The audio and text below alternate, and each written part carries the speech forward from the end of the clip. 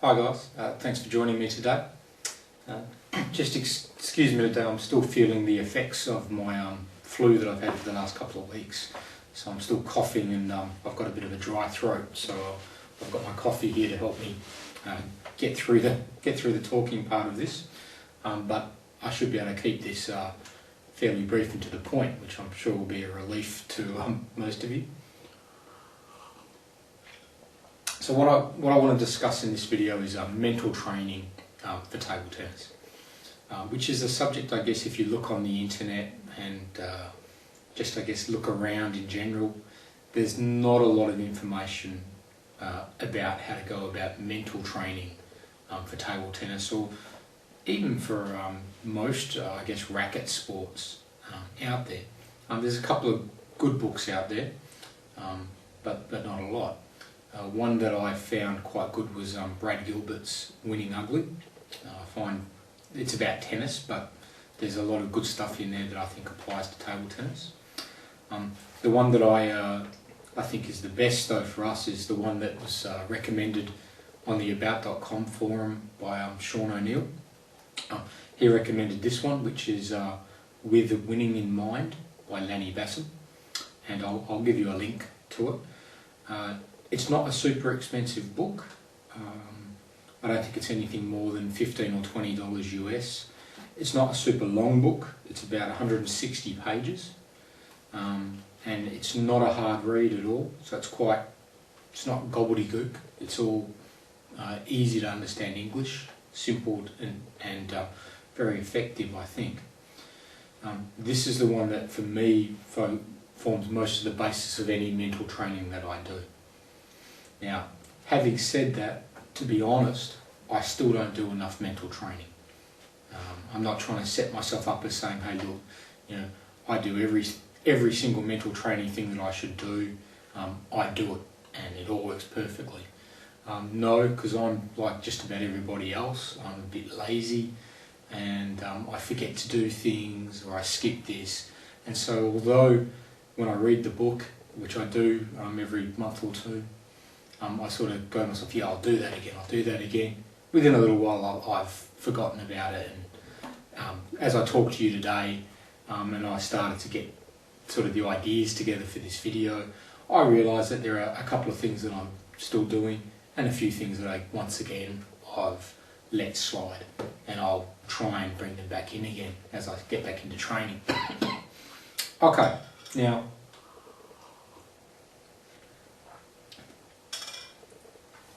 having said all that, I mean, the reason why I'm kind of saying that is that on my personal level, I don't think I had any great insights on mental training. I wasn't a genius when it comes to the best mental way to attack table tennis.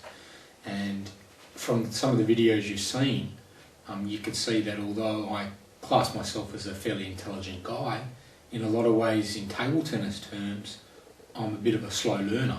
In that, I've stuck with stuff that I should have changed long ago and would have changed if I'd really thought about it in any kind of depth.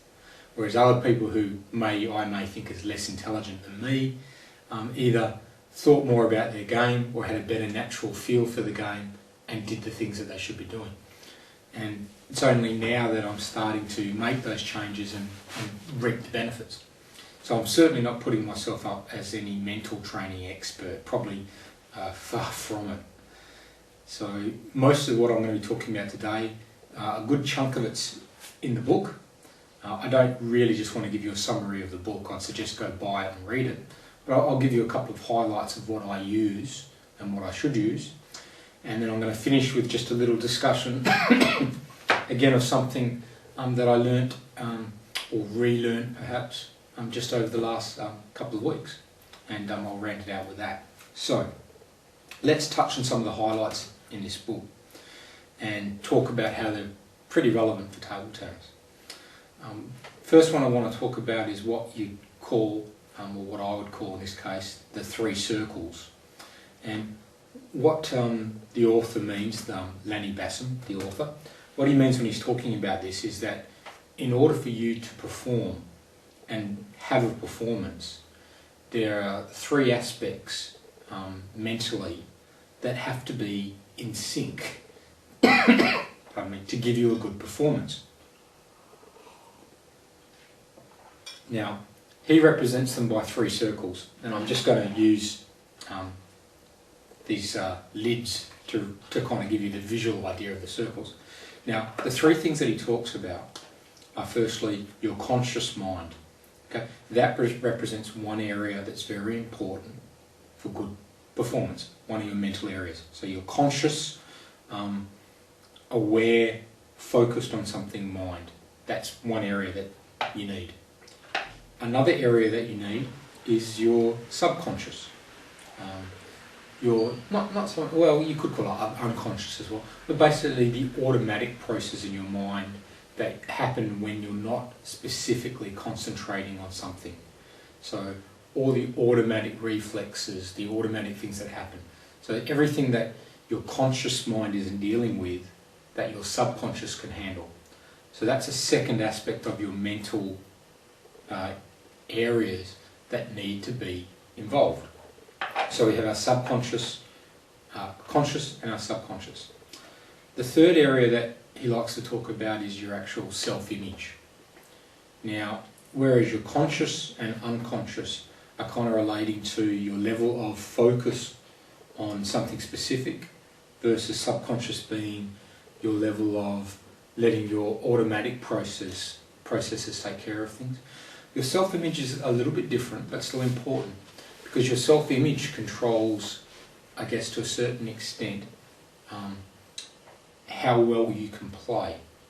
It controls your mental image of what you play like and how you are. The best example that he'd sort of give of this is, imagine you have your image in your head, roughly of what type of play you are, what style of play you are, how well you play. And you go out on a certain day and you find that you're playing absolutely awesome, incredibly well. Now, if your self-image is only sort of like this size, normally, and then on that particular day you're playing much, much better than what your self-image would normally be. So say you're playing the equivalent of kind of this well in terms of your self-image, much, much better. What tends to happen is that your natural self-image auto-corrects, and you say to yourself, or you tend to say to yourself, gee, I really am playing really, really well. I normally can't keep this up. I wonder how long it will last. And as you start to miss a couple of things, you start to go back and you'll actually start to head back to your normal self-image, where you are comfortable. And on the other hand, if you're playing absolutely shocking, you're having a really, really bad day, and so you're only, say, playing that well, or that's too close in size for me. Say you're only playing, really, really badly. So your self-image kicks in and says, look, I'm much better than this. I should be playing better. And it will actually lead you to work harder, think more, do things, until you get back up to roughly where your self-image says you should play at. So it's a little bit like a, I guess, almost like a throttle on a car, the accelerator. If you're playing much better than expected, it'll automatically make you ease off back to where you're comfortable. If you're playing much worse, it'll make you work harder until again you get back to where you're comfortable. So the trick here is to try and work on expanding your self-image so that you actually think of yourself as a better player and really believe it. So that way when you do play better, your self-image is in line with that, and it won't automatically make you play worse to bring you back to where you're comfortable. And the whole idea being is that your self-image revolves around where you're comfortable being. Okay? If you're comfortable being a 2000 rated table tennis player, that's your self-image. If you suddenly play at 2500 level, you are naturally uncomfortable at playing that level, and you'll work your way back to where you're comfortable, what you're expected. But if you can lift your belief to say, I am a 2500 rated player, and you play that well, you'll actually stay there. So that's the idea behind it. Now, so we have a a conscious, an unconscious, and a self-image. Now the important thing here is that all three have to be roughly in sync for things to work. So the idea being is that when you're playing table tennis, you have to have your conscious part of your brain must be alert. You must be focused on what's going on during the match. You can't be concentrating on what the umpire's doing or what the two people over on the next court are talking about or anything like that. You've got to be concentrating on what's going on. Okay? That's your conscious area. But the other part of it is that while you consciously should be doing things like watching the ball come, watching the ball go to the opponent, watching what your opponent's kind of doing so that you're seeing what's going on, you're not missing anything. It is your subconscious that should be handling all the things like automatically adjusting your bat angle, automatically deciding where to put the ball, automatically hitting at the right spin, the right pace, automatically seeing where the opponent is moving and his body weight. That's the things you really want your subconscious to handle. Okay? And if your subconscious can handle that well, and you're consciously paying attention to the game, you will tend to play well. And that should hopefully be in line with your self-image. Okay? So all three should be working together. Now, imagine that, as he says, imagine that you take one of these away. So imagine that you're not concentrating on the game. Okay? So your automatic reactions are still there. Your belief of what you are as a player is still there. Your self-image is still there. But you're not focused. Or you're not going to play that well. Okay? Not going to happen. Now, imagine instead that you're consciously looking at the game. You're paying a lot of attention. You believe that you're a great player. So you think you're a good player, but you've got no subconscious skills. You haven't done the training to build up the technique, build up the automatic reactions and what's going on to read automatically in the game, which is basically what a kind of like a beginner is like, or to a certain extent what a lot of us are like when we change from using two inverted rubbers to an inverted rubber and a long pip rubber. All your subconscious skills, your automatic adjustments, all shrink. Now the problem you've got here is that you are paying attention, you do believe you're a good player, but all your automatic reactions are out and you're still not going to play very well until you build these automatic reactions back up. How do you build the automatic reactions back up? Well, you have to train and concentrate during your training to build the skills, the techniques, so that when you get in a match, you can automatically use them. Okay? So it's that thing of concentration is there in training to build techniques, to build skills, to build the ability to read the opponent. But during a match, you don't want to be using that concentration part of your brain to think about techniques and to think about skills. You want your subconscious to do it. Okay? And then if your subconscious can handle that, you consciously only have to be aware of what's going on during the match, and provided that those are both in line with your self-image, that should be roughly how you'll play. Okay? So the author, Lanny, goes on about this kind of thing. So the idea being is that, look, use your training time to consciously focus on techniques, consciously focus on what's the right racket angle, consciously focus on how do I read my opponent, where do I place it, where do I serve, what kind of spin. That's your conscious time in training time. But during a match, you want that to be able to be handled by your subconscious. Okay? And if you're consciously playing a match, thinking about, oh, this is how I serve, I now have to tilt my bat over for the forehand, you're never going to play as well as somebody who's automatically doing that correctly. Because you're thinking about the wrong things. You're thinking about things that your subconscious should be doing. Okay? And of course the self-image, well, you have to keep your self-image in line with the reality of what type of player you are. So it's no good thinking you're a worse player than what you really are, because you're never going to, although you will improve your technique, your self-image will keep dragging you down. On the other hand, it's no point thinking you're Jarno Waldner or one of the top world-class players, because then, although your conscious and subconscious may be working, your self-image is way too big, and you're never going to play to your self-image. And in fact, you'll probably try and do things that don't fit your actual skill set. So you need to have all three in balance.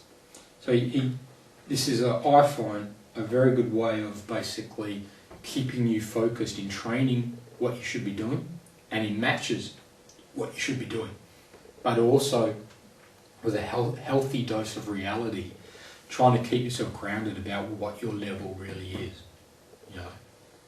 whether it's better or worse than what it really is, and that's important. So again, in the book, Lanny has some techniques on how to improve all three of these areas. So I'm not going to delve into all of that because there's a lot to it, and it would make a very, very long video. But these three areas of conscious, subconscious and self-image work together to produce the overall picture. So as you increase each one, you have to try and keep them all in balance so that your overall play is balanced.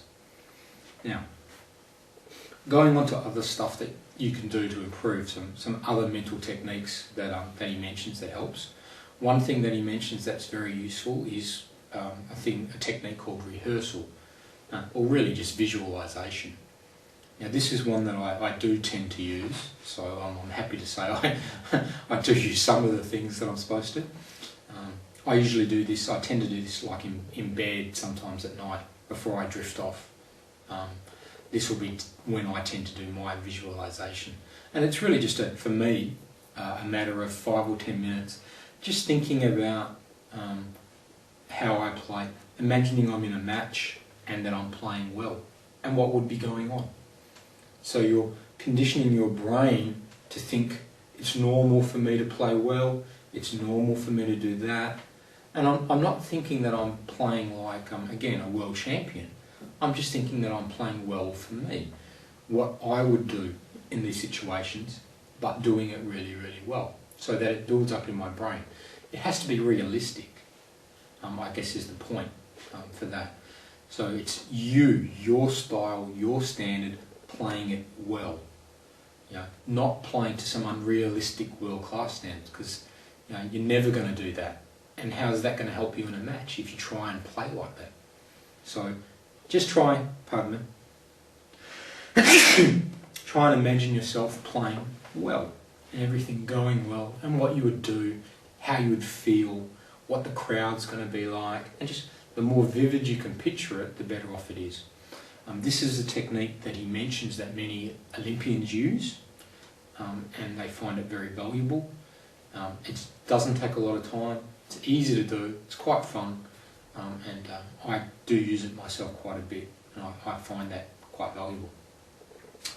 Another thing that he mentions, which I have used sometimes and then occasionally forget, and then if I'm struggling I often come back to it and start using it again, is a serve routine or a return of serve routine. Now obviously for him, he's talking about general sports, but I adapt it for that. The idea being is that if you're nervous, if you're tense, and you're worried about choking, or getting upset or anything like that, it's very, very difficult for you as a player to do that if your brain is actually concentrating on something else. So if your brain has something else to think about and something else to focus on, then there's not a lot of room left to be worried about being tense, to be worried about being nervous, to be worried about the score, to be worried about distractions, yada, yada, yada. So the idea is to give you something to focus on, to occupy your brain and to relax you and to set you up before the point starts.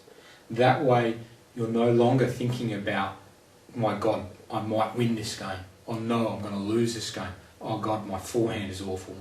My technique is bad. Or all you're then thinking about is you're in and you're preparing yourself to play well on that point. Okay. Now what I use is, I tend to use a serve routine where I concentrate on, and the idea that he gives you in the book is basically to picture it happening in your head, what you want to happen, and then go ahead and repeat it. So for serving, what I'd normally do is when I'm struggling a bit or a bit extra tense, I'll get up, I'll pick up the ball, I'll look at the logo of the ball on my hand. So I'll make sure I can see the logo, and that's my starting point. Okay? So at this point, when I pick up the ball and I look at the logo, my chain of thought starts. And then the next step is to pick what serve I want to use. Then my next step is to imagine me performing that serve perfectly and what would happen next and how I would recover so that I'm into position for the third ball. And so I'm mentally picturing that. Then once I've done that, I start my serve. So the idea being is, rather than, if you're tense and tight, rather than getting up to the serve and going, I'll serve there and I'm really tight, and you get up, you're tense, you're a bit tight, you think to yourself, okay, there's the ball, there's the logo, that's my starting point, I want to serve that. Picture in my head a perfect execution. This is what it feels like to do it. This is what it will look like if I'm looking at it. This is what it will... So you can see it, you can feel it, and then you go ahead and you do it. Okay, before you have time to think about anything else. And by having that in your head, you don't have a lot of time to worry about being nervous, to worry about being tight, because your brain is occupied with the image of perfect execution. And same on the returner serve. You can't use the same trigger point, obviously, of watching the ball, but say when your opponent starts his beginning of his motion, or just before he starts to do it, you can run that through your head. Okay, I'm ready. Wherever he serves, I'm going to move, I'm going to stroke. I'm ready, I'm balanced, I'm stepping. And then once he actually starts his service motion, bang. And the idea being is just a useful technique to relax you and to get you properly set up in the moment for what's going to happen next. I tend to use this, not all the time, but when I'm finding myself especially tight, I then often go back to it. Should I use it probably all the time? Yes, I probably should. But again, like I said, I'm not perfect. I tend to be a bit lazy and forgetful, and that's something that, for me, when I get tight, when I get nervous, or I get close in the game, I tend to remember it then. So that's just me, I guess.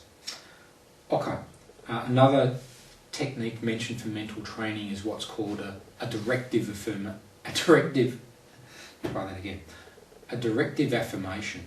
Okay? Now all that really is a small paragraph consisting of a couple of sentences that you put up around your house or around your place of work or wherever you're commonly, in about 5 different places, so that during your day you'll see it often. And then every time you see it, you repeat what's written on it and you visualise it. Now the example he gives, if you just give me 2 secs, I'll just find one of the ones that he's got.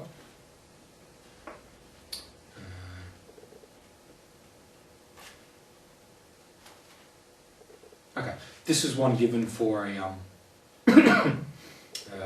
basketball thrower who wants to play better on his team.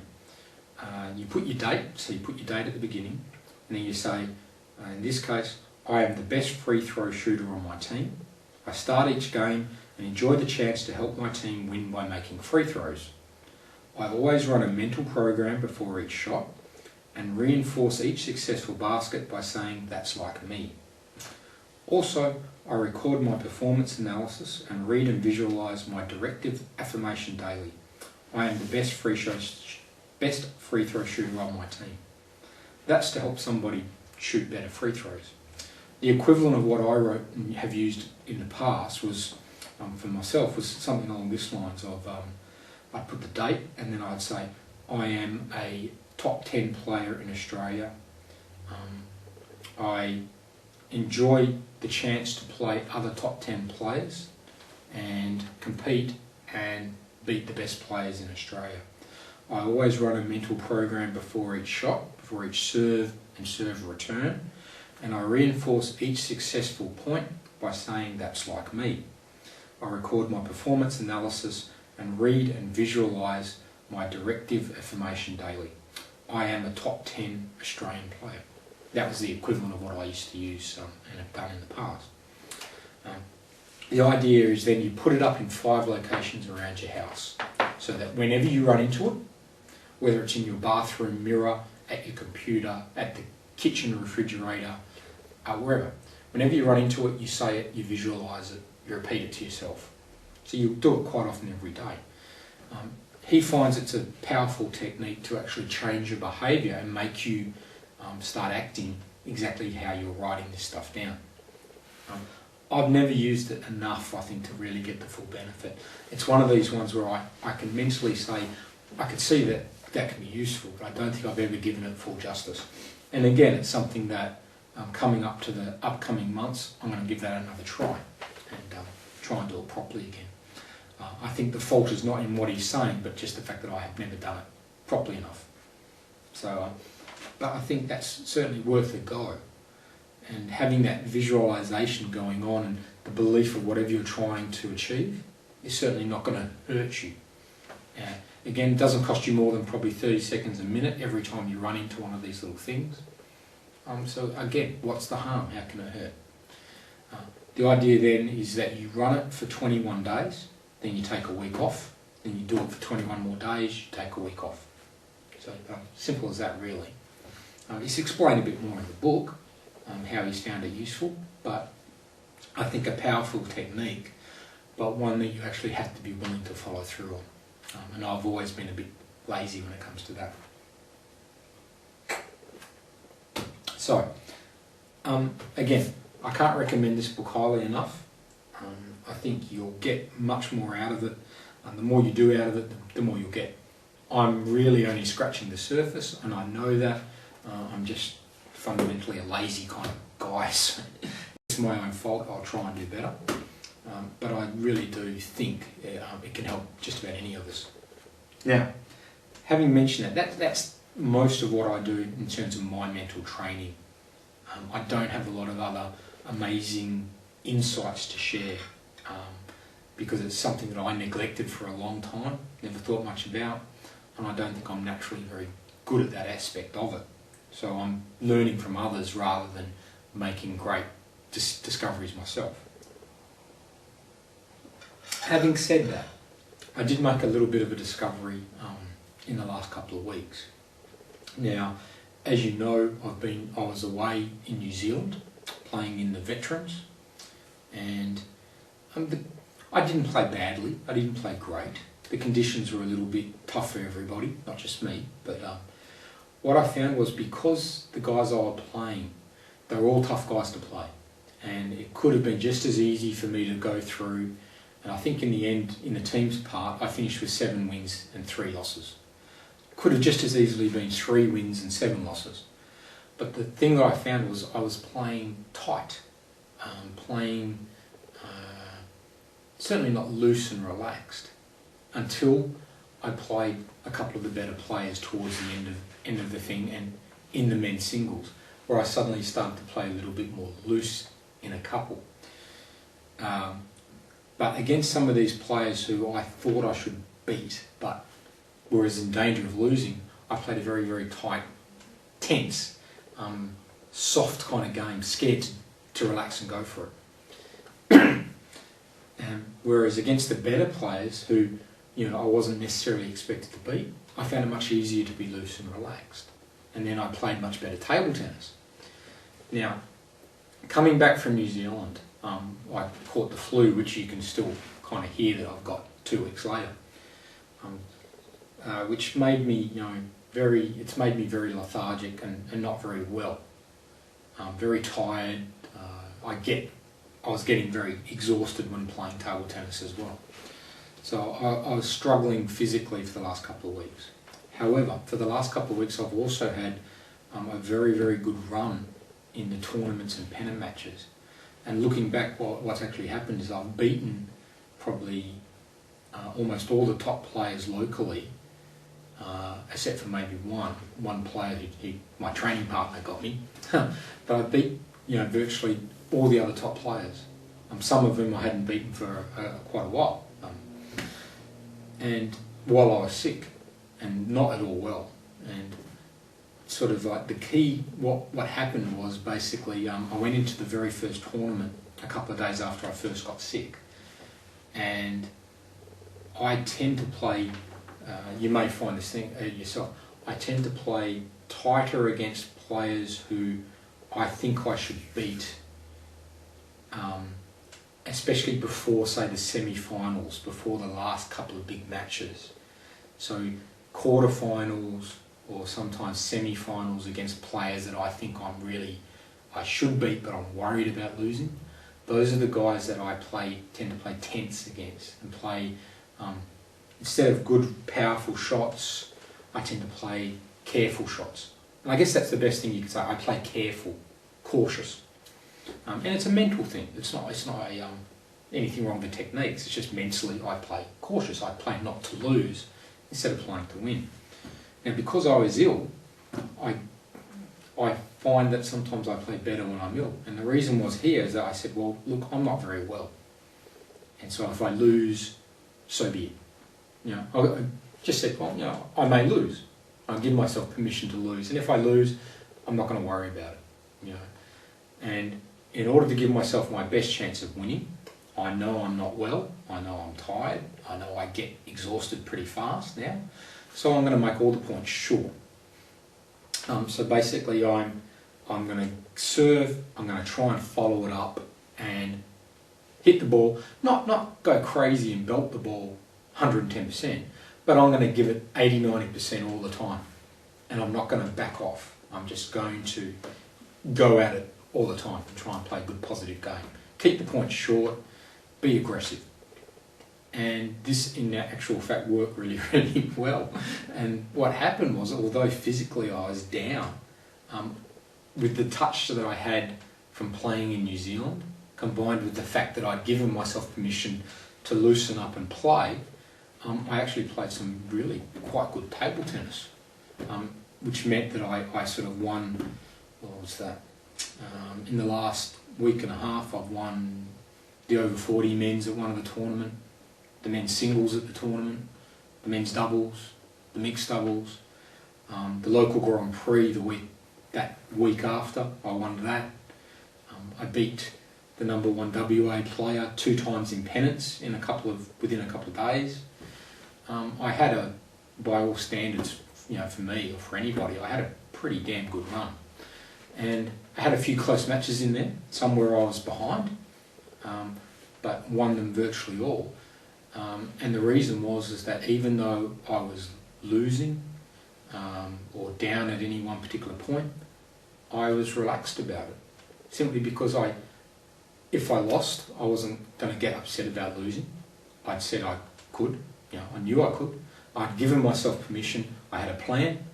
That was what I was going to try and do. I thought that was my best chance of playing well, and I stuck to the plan. And so when it got tight, as it did in quite a few of the matches, when it got tight at the end, instead of being careful and playing not to lose, I had permission in my head to play exactly what I was doing, 80-90%, and play aggressive, and if I lost, so be it. And as it turned out, in these particular cases, I won. So, the problem that I found, and as you may note, as you probably would find yourself, is as I started to get better and started to feel a little bit better, and I'm not quite there yet, but I'm certainly much better than what I was. But as I started to feel a little bit better, can you guess what happened? Yeah, exactly. As I started to get a little bit better, I started to give myself less permission to play loose. I started to worry more about winning instead of just playing well, and I started to play more cautious again.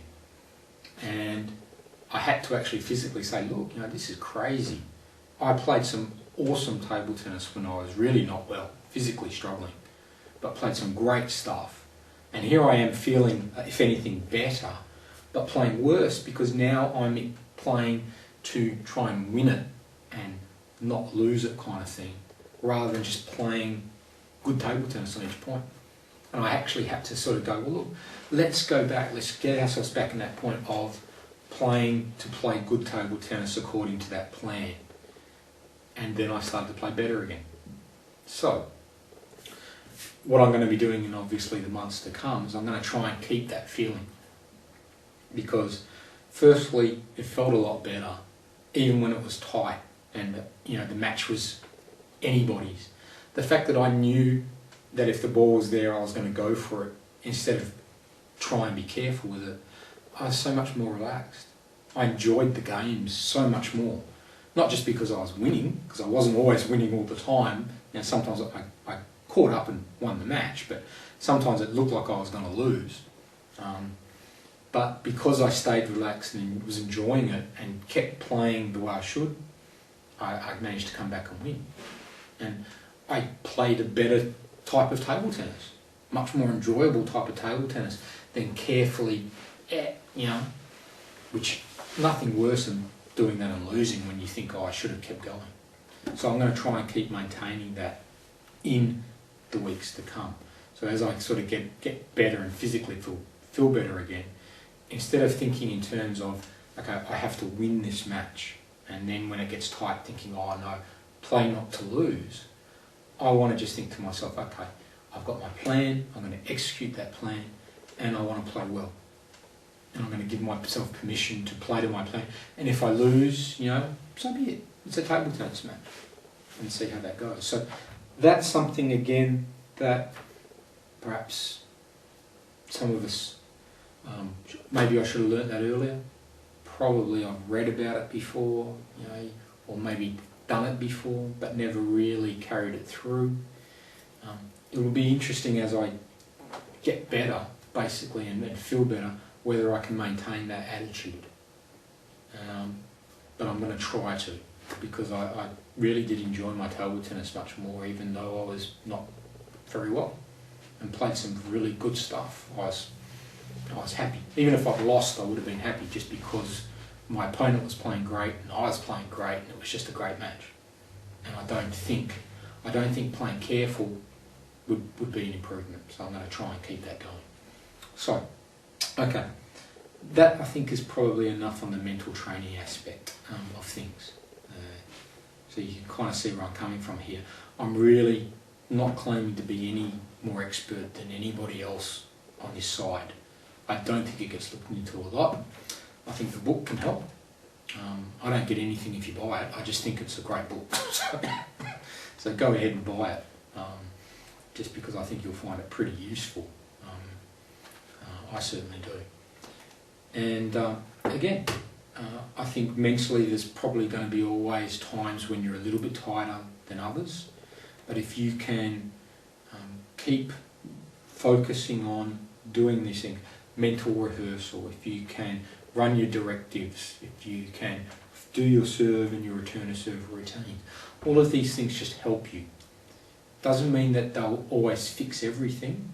Some days the pressure just may get to you, and that's okay. I mean, we're all human. But I think some of these techniques will certainly help you play tougher mentally, and that can only be a good thing. So thanks again. Thanks for listening.